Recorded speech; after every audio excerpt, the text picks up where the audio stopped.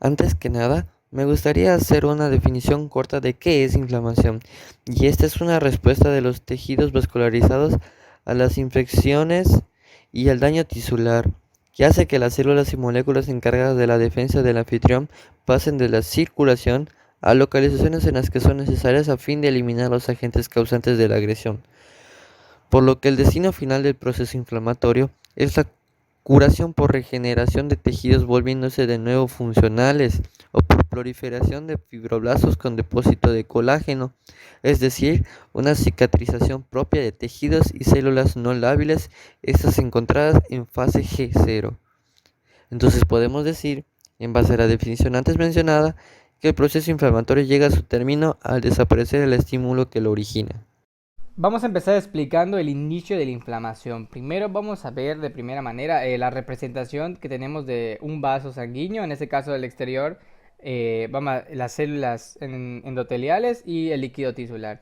Primera manera vamos a representar una penetración por un objeto punzocortante, en este caso va a ser un clavo. Vamos a hacer un zoom y vamos a ver que debajo de las células endoteliales vamos a encontrar unas células llamadas células dendríticas, al igual que unas células llamadas mastocitos. Vamos a tener entonces que las células endoteliales, cuando entra el objeto punzocortante, van a estar en tres maneras. Unas van a estar muertas, otras van a estar dañadas y otras van a estar intactas. Las intactas y las dañadas van a poder expresar unas sustancias que en este caso van a estar representadas de color verde y otra sustancia representada de color café en este caso. La sustancia verde se va a llamar sustancia P y la sustancia de café se va a llamar CGRP o Calcitonin Gem Relate Product.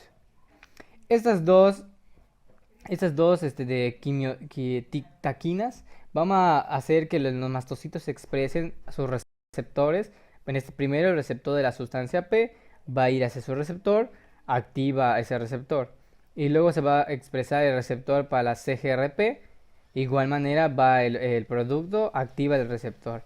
Una vez activados los mastocitos, vamos a empezar a expresar fuera de ellos, en este caso representados de color azul, unas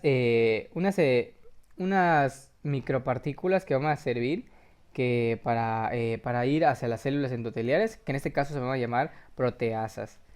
Estas proteasas, su función va a ser de que van a ir otra vez a las células endoteliales, van a hacer que expresen el receptor que es activado por proteasas, se abrevia como PAR, en este caso va a ser PAR2.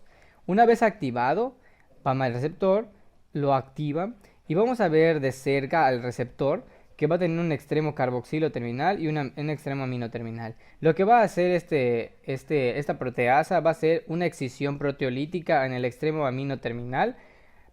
Una vez que se haga la excisión, va a unirse con ella misma, con el mismo receptor, y va a formarse otro extremo amino terminal nuevo, lo que va a producir que se autoactive, y esta autoactivación va a fomentar que muchas sustancias, como vemos acá, mucha sustancia P y muchas sustancias CCGR se expresan en el líquido tisular en abundancia.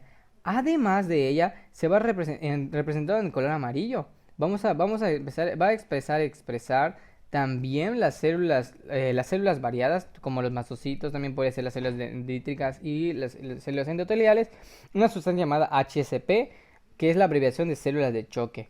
En este caso nos vamos a centrar en dos células de choque, la 60 y la 70. La 60 va a trabajar con dos receptores en las células dendríticas, que va a ser el representado en color gris, el CD14, y el representado de color azul, el TOL4 o TLR4. Una vez que sean activados por la HCP60, vamos a empezar a expresar la interleucina 6, la interleucina 12, la interleucina 15, el TNF-alfa y el óxido nítrico sintasa, que posteriormente vemos para qué funciona. Y el HCP70 solo va a trabajar con el CD14. Una vez que va y lo activa, va a empezar a expresar la célula dendrítica, interleucina 6, TNF-alfa y adicionalmente la interleucina 1 beta. La HCP60 va a tener una de sus primeras funciones, va a ser la de ir de manera, aquí tenemos una representación del vaso linfático, en este caso la arteria, de una vista más espaciada. Esta HCP60 va a ir a los receptores de las células endoteliales. Una vez que esté ahí, se va a pegar en el receptor. Y una vez que se pegue en dicho receptor, va a hacer que se promueva la creación de tres receptores. En ese caso va a ser el primer receptor representado en color azul, va a ser la selectina E. El segundo receptor va a ser uno representado en color verde, que va a ser la BCAM1. Y el tercer receptor representado en color amarillo va a ser la ICAM1, que va a tener una función después en el rodamiento de unas células polimorfonucleadas. Después de que pasa a este proceso, también a su vez las células dendríticas y las células, en este caso las células también en estado de necrosis, van a empezar a fomentar, van a empezar a expresar, perdón, la HMGB1, que es una célula, es una partícula que se va a empezar a expresar por las células en estado de necrosis y también las células dendríticas y los monocitos. Una vez que se empiezan a expresar estas HMGB1, también a su vez las células dendríticas van a empezar a expresar una sustancia que es la histamina. También vamos a empezar a expresar otra sustancia llamada leucotrienos 4 o LTB4 abreviadamente. Y también, por último, la interleucina 8. Primero, ahora, ya con todas estas sustancias, primero vamos a empezar con la CCGRB, que va a ir, al igual que el HSP60, va a ir hacia las células endoteliales. Una vez que esté ahí, va hacia los receptores, se une a los receptores y también va a venir la histamina. La histamina va a venir, igual manera, va hacia los receptores, se une hacia los receptores y una vez que todas esas dos estén unidas, va a promover una vasodilatación. Lo que va a pasar es que los espacios entre las dos células, entre las células endoteliales, va a aumentar, lo que va a producir que de una disrupción en esta. Pero esa disrupción también va a ser fomentada por la HMGB1, que va a fomentar, va a favorecer, primero va a ir hacia su receptor, una vez que va a hacer reacción lo activa y va a producir que el líquido salga o sea extravasado del vaso sanguíneo hacia el exterior. Una vez que el líquido está aquí, ahora ya que está la vasodilatación promovida, ahora los quimioatractores van a poder venir. En este caso los quimioatractores va a ser leucotrienos 4, pintado de color morado, y la interleucina 8, pintado de color naranja. Vamos a ir directo a la vasodilatación y vamos a traer a las células polimorfonucleadas, en este caso los neutrófilos, y a su vez también a las plaquetas y también a las células mononucleadas, que en este caso son los monocitos. Pero no solo a ellos, también van a venir eosinófilos, basófilos, entre otras células que posteriormente vamos a verlas todavía. Y también las plaquetas, a su vez, una vez que salgan, vamos a empezar a expresar otras partículas que también van a ser quimioatractores, pero eso lo veremos en la parte de durante la inflamación. La vasodilatación y el aumento de la permeabilidad producida por la presencia de histamina, el óxido nítrico, la prostaglandina E2 inducida por la interleucina 1, el péptido relacionado con el gen de calcitonina y las fracciones C3A y C5A de las proteínas del complemento dan como resultado que los fagocitos polimorfonucleares, como el neutrófilo, migren del eje del flujo sanguíneo y entren en contacto con el endotelio vascular. La interleucina 1 y el factor de necrosis tumoral alfa, producidas por el macrófago, inducen la activación del endotelio, por lo que comienza la síntesis de P-selectina y L-selectina en la membrana del endotelio. El ligando de P-selectina en la membrana del neutrófilo se une a la P-selectina del endotelio y la L-selectina se une a su ligando del neutrófilo. La unión de estas selectinas y sus ligandos comienza el rodamiento del neutrófilo sobre las células endoteliales. La proteína de choque térmico 60, la interleucina 1 y el factor de necrosis tumoral alfa inducen en las células endoteliales la expresión de E-selectina, las moléculas de adhesión endotelial ICAM1 y BCAM1, las cuales serán los responsables del frenado y fijación de los neutrófilos.